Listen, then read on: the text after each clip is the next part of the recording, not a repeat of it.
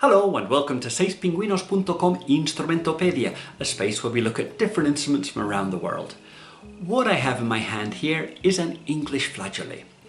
Now, the English flageolet was invented towards the end of the 18th century. Okay, and it basically took the simple 7-hole system from the German flute, from the recorder, and mixed it with the form, especially the beak, of the French flageolet.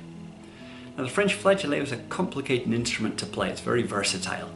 This instrument, like the recorder, really only plays comfortably in one tone, so it is more limited. The different parts, you have a bone or ivory beak here. You can just see it there. This directs the airflow into a sponge chamber inside here. And so players could put a bit of sponge in there, and that would absorb the humidity and stop the flute from clogging with moisture. Now, this particular English flageolet was made by William Bainbridge, who is probably the most important inventor of flageolets. This is his patent model, so probably from around 1805. And it's quite a simple instrument, and it was aimed at the amateur market. So you'll see the instrument has little ivory studs here, so the player knows where to put the fingers, and the notes are marked by the holes. Okay, so it has one key here, so you can play a D sharp at the bottom.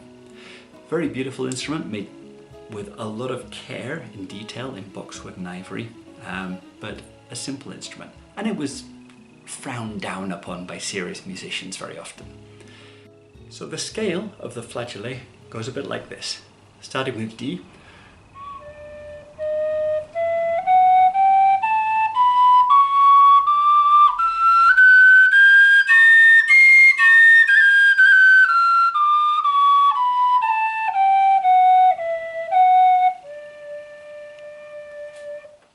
Probably the most famous English flageolet player was Robert Louis Stevenson, more famous for his writing, books such as Treasure Island, but he was also a very keen musician, and he played the English flageolet and wrote music for the English flageolet. And I found a very, very short piece here that's in the Yale University Rare Book and Manuscript Library. It's a G major solo written by Robert Louis Stevenson, and it goes something like this.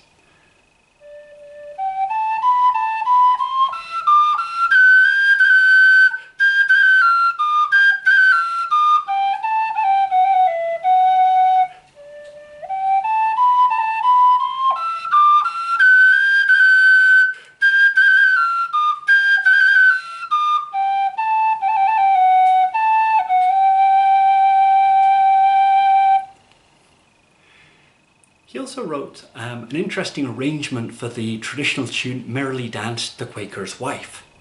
So the first half of the tune's more or less standard, but he does change the second half of the tune, and he also writes a duet part. Again, you need to get on the computer to be able to play both parts at the same time.